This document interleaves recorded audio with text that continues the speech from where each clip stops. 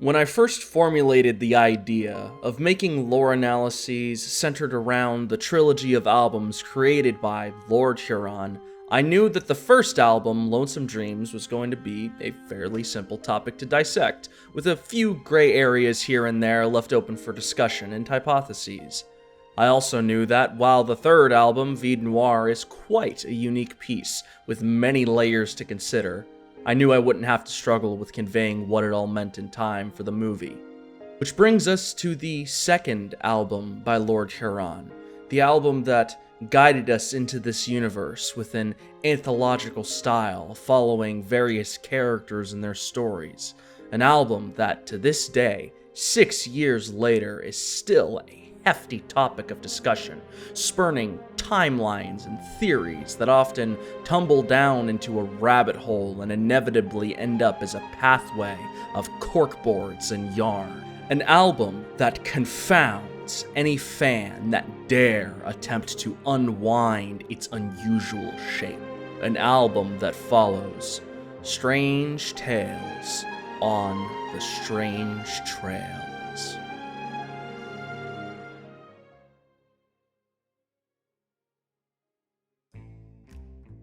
As stated during the intro, Strange Trails is where we start getting into the real meat and potatoes of the LHU, because it starts to tackle topics and characters that are important to the larger storyline of Lord Huron. While we love our old boy Huron and our cuck-setting Sunmen, it is very likely that they are not going to be talked about in the future. So we can go ahead and say goodbye to them as they go off to LH, Bookland, or the past, wherever they are.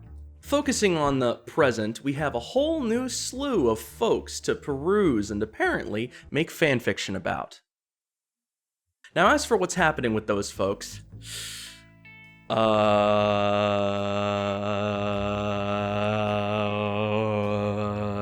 if you thought Lonesome Dreams was complicated, then Strange Trails is Donnie Darko theatrical cut levels of complicated. I am talking FNAF lore complicated, which I find quite comical because the individual stories of each song are not hard to dissect, but it gets complicated. It gets hard when we start putting it all together into one big timeline or trying to understand the connections that certain characters have between each other. To give you an idea of how complicated I'm talking, I'm going to give you a fun fact. I don't know how many of you know about this, but on the Strange Trails vinyl album, there is a list of names right next to each individual song. So Cursed is right next to Buck Vernon. It was originally assumed that these names were attributed to the focuses of each of these songs. So we had thought that H.W. Justine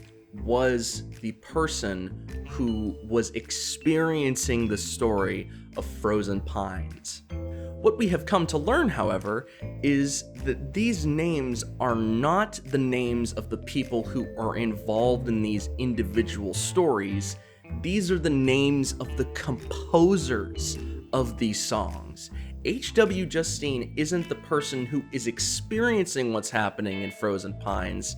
H.W. Justine is the one who wrote Frozen Pines originally, and the character who is experiencing Frozen Pines is named Danielle. Now that I've given you a rough idea of what we're dealing with, we can start opening the gates down the anomalous path. A couple things before we get going. Number one, I will not spoil what has happened in Alive from Whispering Pines, and if I am about to spoil something that happened in Alive from Whispering Pines, I'll give you a time code so that you can skip to that so you're not, spoiled. Number two, this is going to be a little lengthy, but we kind of need to talk about the music videos before we move forward.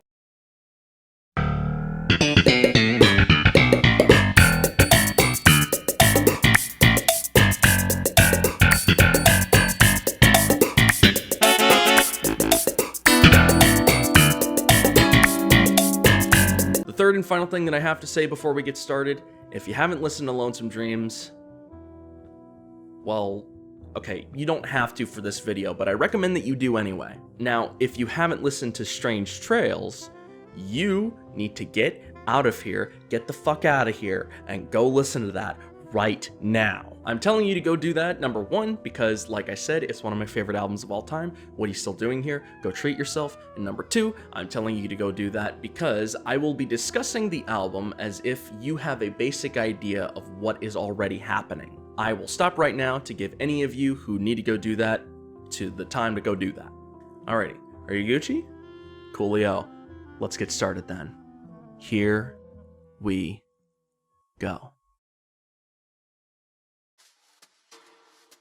The year is somewhere about the mid to late 1960s. In terms of area, we have two separate layers of reality that we're going to be referencing from.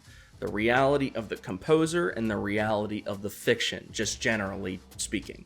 For the composers, we're looking into the wilderness of the USA, deep into the night, broadcasting from way out there. Whispering Pine Studios. This is where every composer that we are going to be discussing has recorded all of their music. Think of it as our hub of sorts. Now for the fictional side of things, we're going to be looking all around the US, but for the most part we're going to be focusing on the southern western area. Now, in terms of characters, we have a hefty cast here. I mean, it is more than double of Lonesome Dreams. That's a lot of folks to talk about. How do we even start with something like that? Well, speaking very generally, who they are and what they are about is more important than what they actually get up to in the album, which is quite the opposite from Lonesome Dreams. So first, I will be covering the composers of each of these songs, then I will be covering the fiction sides of these songs, and then we will go into any of the supplemental material, i.e. comics, music videos, poems, etc. Got it? Coolio Julio.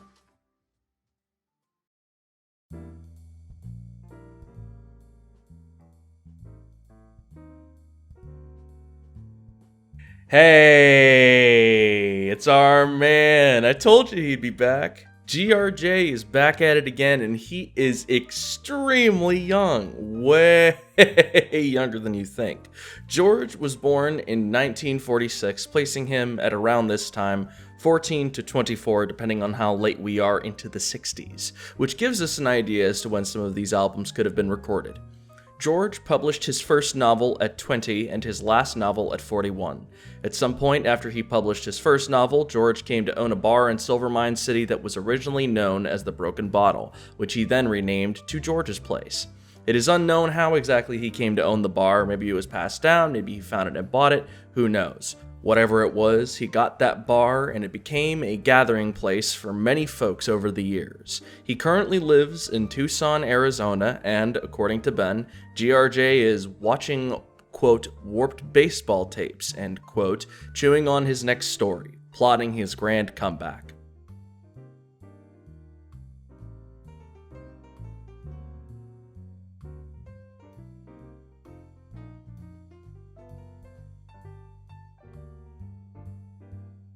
And here we have the man of the hour, every hour, Mr. Tubbs Tarbell. Tubbs is a simple man with a simple goal. Tubbs wants to deliver to folks the kind of music that touched him so deeply many years ago. Tubbs has had many friends and many more faces go through Whispering Pine Studios. We'll be talking a lot more about Tubbs in the Long Lost analysis, but just know for right now that he's a fine fella with a heart of gold who runs the studio that we'll be visiting quite frequently. Speaking of the studio, let's move on to the folks who use it. Yes, I am being serious. There is indeed a Lord Huron band that exists in the universe of the Lord Huron story. The band is supposedly entirely analogous to the band in real life. Same members, same music, same everything, except for a few things. As far as we know, Strange Trails and Long Lost are cover albums in that universe, because every song on those albums was written by other artists. The band does not own Whispering Pine Studios, instead they perform there quite frequently with Tubbs. Our first composer is a lady who's touched a lot of hearts with her song, Frozen Pines. We don't know much about Justine, especially since she hasn't been outright named except for the Strange Trails album composer list. All we can really do when it comes to Justine is infer that she's lost someone very close to her in the past. We might learn more about her when Long Lost or the Vie Noire movie releases, but until then, she's a beautiful mystery. Once again, little is known about our buddy Clyde. All we have is he's got an album out titled Cruisin' Again. He's likely talking sweet with a lady we'll see soon, and he might have a drug dependency. Our next composer is another fella that we also don't really know a whole lot about. As far as we know, he has one album out titled The Cajun Cowboy Rides Again, and Tubbs Tarbell once described him as a novelty act who could write a damn fine song now and again once the inspiration struck him. Remy also sang a song about a lady that we may or may not know. The Phantom Riders are a band, supposedly led by a fella named D. Redmayne. The only other band member we know about is named Rigo Sandoval, who apparently disappeared one night after an episode of Alive from Whispering Pines, never to be seen again. Tubbs Tarbell has described the Phantom Riders as a violent bunch with a nihilistic ethos. The Phantom Riders band also have some kind of connection with a group of bikers known as the World Enders, and we'll talk about them more in depth later.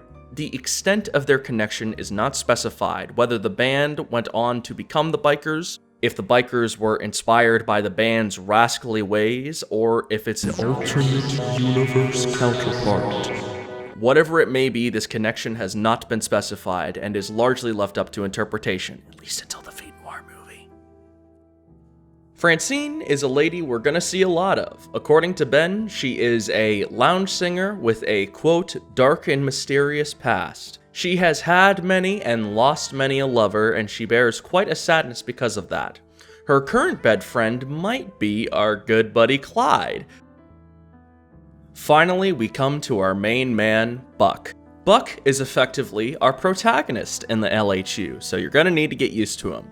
Buck is a self-destructive romantic who often finds himself moving quickly from lover to lover. He seems to travel quite frequently as well, and is described by Ben as a, quote, washed-up rockabilly country singer who, quote, suffers from intense hallucinations.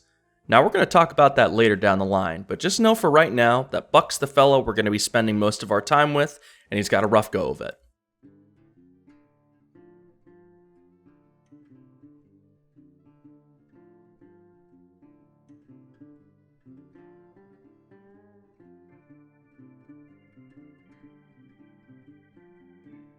Johnny is a sweet little biker boy. He is self-destructive, and he is willing to destruct other folks in his vicinity if he feels the need to. He's young, stupid, and ready to die at any occasion, and he in fact did, in Dead Man's Hand. How about that?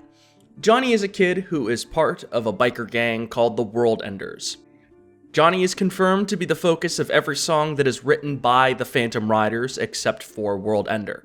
So, this means Johnny is the fellow who sings When the Night Turns, then he's dead on the side of the road in Dead Man's Hand, and then he's walking about again in Hurricane. A quick journey, but a self-serving one. Welcome to the Theory Zone, ladies, gents, and others. Here we'll be discussing possible answers and ideas for any connections and endings to who we're discussing. It's good that we're starting with Johnny, because for as little as we know about him, he seems to have some pretty important connections and details that aren't necessarily confirmed. For starters, we've never seen his last name outside of one source, the Fool for Love music video. Now, we've talked about why this source isn't necessarily trustworthy, but it is interesting to note that he shares a last name with D. Redmayne, the name paired with the Phantom Riders on the album cover list.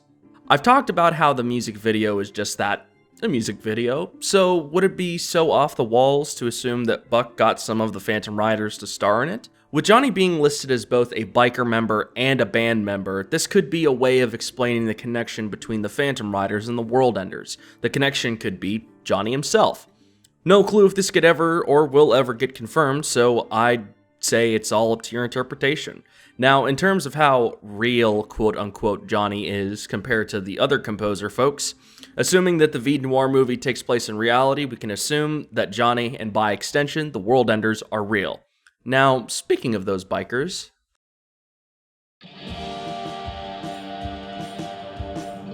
A once dead, now resurrected demon/monster.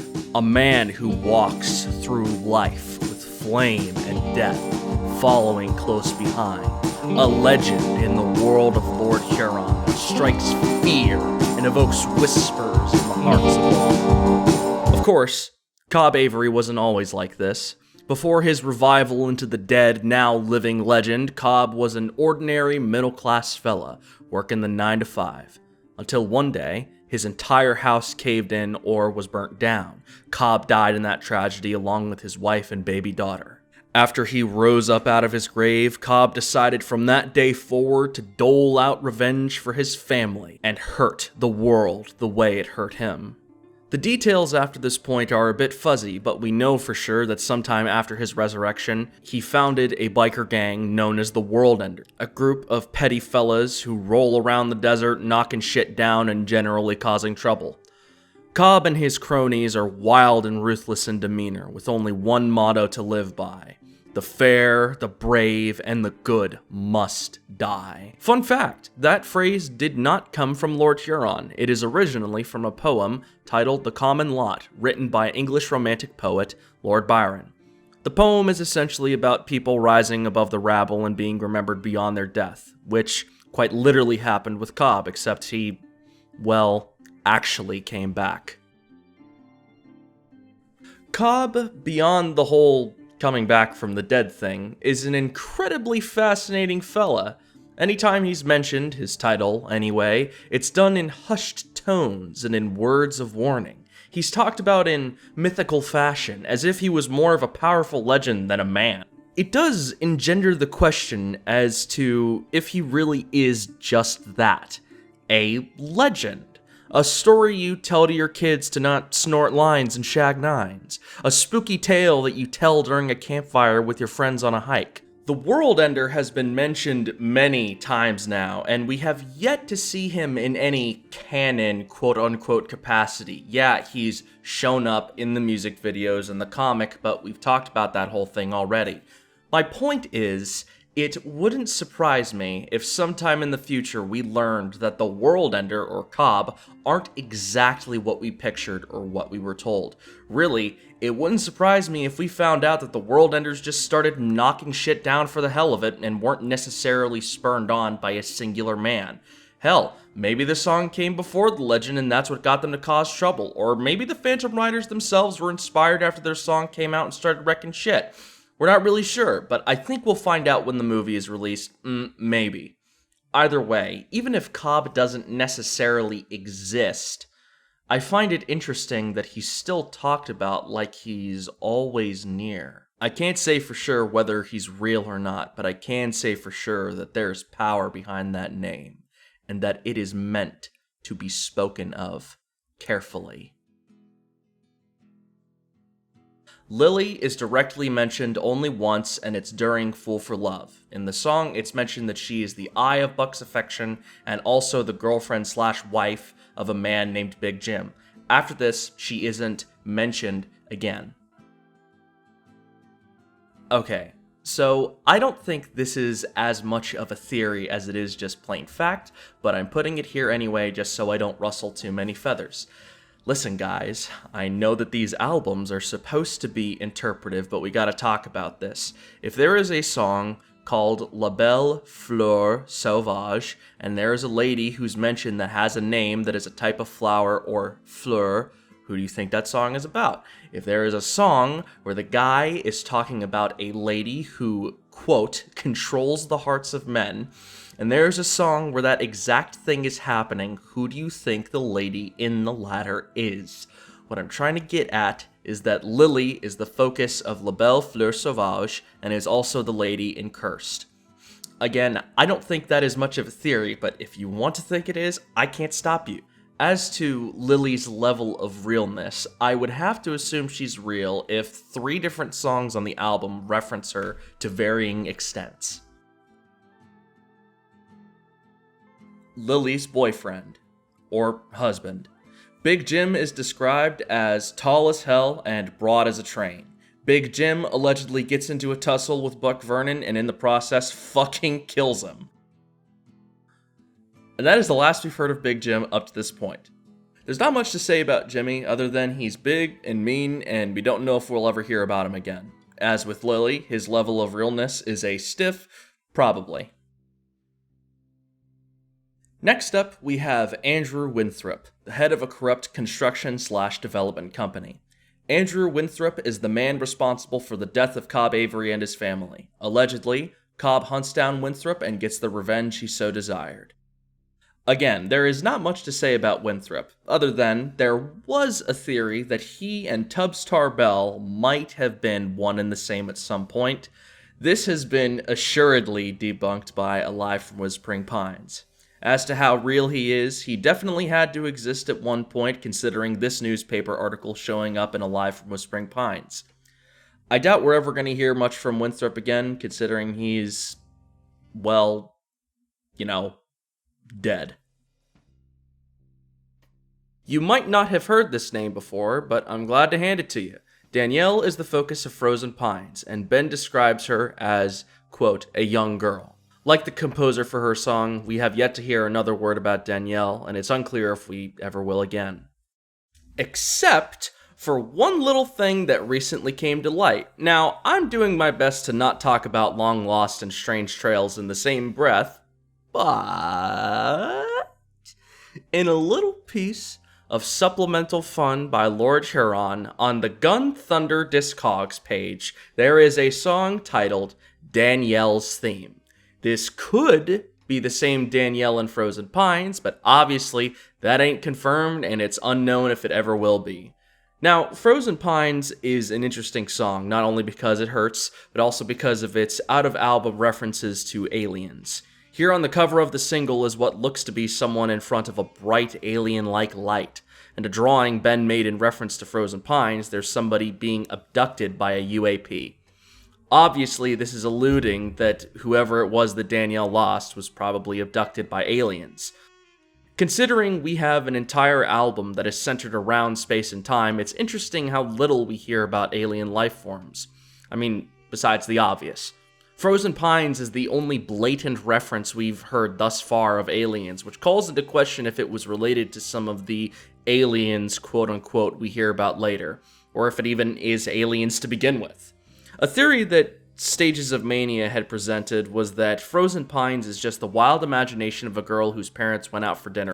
This is supported by there being a motel literally called the Frozen Pines Motel in-universe. Of course, absolutely none of this is confirmed, and we don't really know who Danielle lost. Might have been a friend, might have been more, who knows. As for how real she is, I'm pretty sure she is the only real fiction character that we run into on the entire album. Like I said before, I don't know if we'll ever hear from Danielle again. A lady that we once again know very little about. Louisa is never mentioned outside of the song with her name, and outside of that, she is only mentioned by Ben in a Reddit AMA. Quote, this is the entire quote, Louisa is a lady who's been known to hang around at George's place in Silvermine City. She gets into trouble every now and then. Been known to hang around with the Marai boys. Also been seen talking sweet to Buck Vernon. That is quite literally everything we have about her. Now, there are a lot of different routes we could go down theory-wise, considering that this is the last we hear of Buck for the rest of the album, and we only hear back from him in Vie Noire, assuming Vie Noire takes place after Strange Trails, and she isn't mentioned there either. Buck is not explicitly mentioned in Alive from Whispering Pines, and neither is Louisa. So, like I said, we could go 3 separate routes when it comes to Louisa and Buck. First route is that she's just a nice lady who helped Buck out of a tough spot. Plain and simple, nice and sweet. Second route is that she and Lily are one and the same, or rather, Louisa is the lady who was spoken about in La Belle Fleur Sauvage, and she's controlling Buck. I've already talked about why I don't think this one is plausible, but if you think it's plausible, fine, it's a free country. Third and final route is, well, she doesn't actually exist. There is one other music video we haven't talked about relating to Strange Trails, The Night We Met. Now, the song itself is about Francine and someone she lost, but the music video is centered around Buck and Louisa. In the music video, it's framed like Louisa is incorporeal. It's like she's not actually there, as if she was never there to begin with. That last one is kind of far-fetched, but like I said, it's an optional route, and that's up to you which one you find the most plausible. Now, I know some of you folks are sitting there like, now wait a second, author man, you just talked about this motherfucker. And you are correct. Shut your yap and I'll tell you why we're doing this twice. I'm talking about Buck again because we have to discuss the stuff that happens to him in Strange Trails, especially how it's going to relate to Vide Noir and the Vide Noir movie. Since you listened to the album, you already know pretty much everything he went through and how much of a roller coaster it all is. He's a dead guy, gets killed, resurrected, forced to do bad deeds, gets resurrected again, but in a good way, and runs off with a nice lady. Now, that is what you'll want to keep in mind for Vide Noir. Really, you should keep anything about Buck in mind for Vide Noir. However, if you'll recall, I previously mentioned a little tidbit about Buck relating to his intense hallucinations. This is where I get into some shit that some folks might find controversial. I am pretty sure Buck hallucinated that whole encounter with Johnny. In fact, I'd go as far as to say almost anything he talks about in the album is a wild hallucination or is just flat out not true to some extent.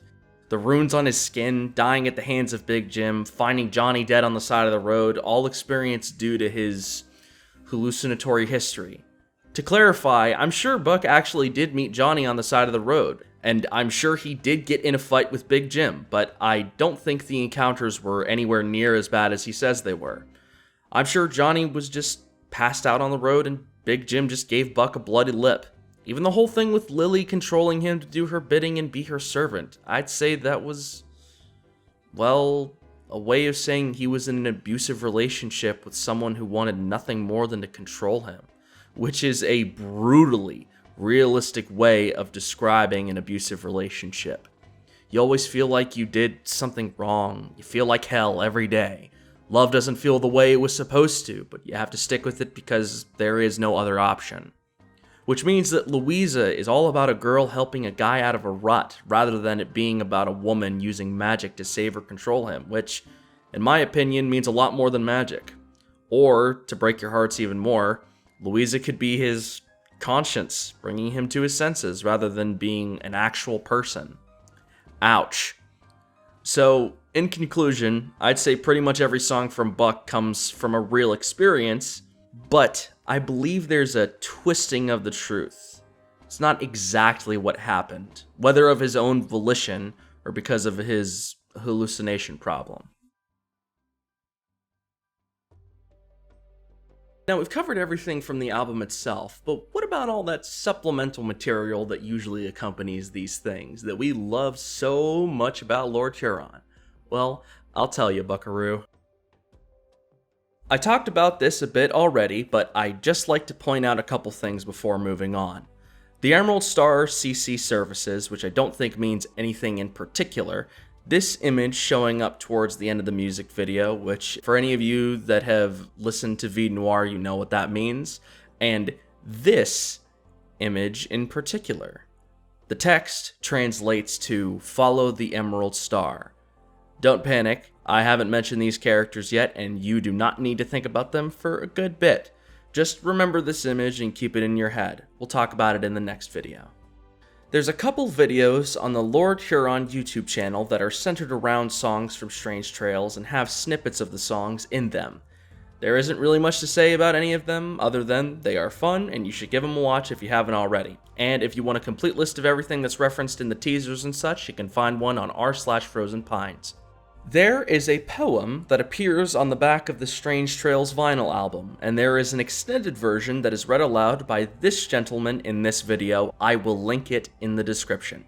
As for what it means, I can only shrug. I don't think it really means anything or is said by anybody in particular. I think it's just another fun LH thing people should know about. There was a phone number that you could call for a choose-your-own-adventure type beat in promotion for the Strange Trails album. This number does not lead to that anymore, and apparently now belongs to a dating platform of some kind, so don't call it expecting Lord Huron stuff.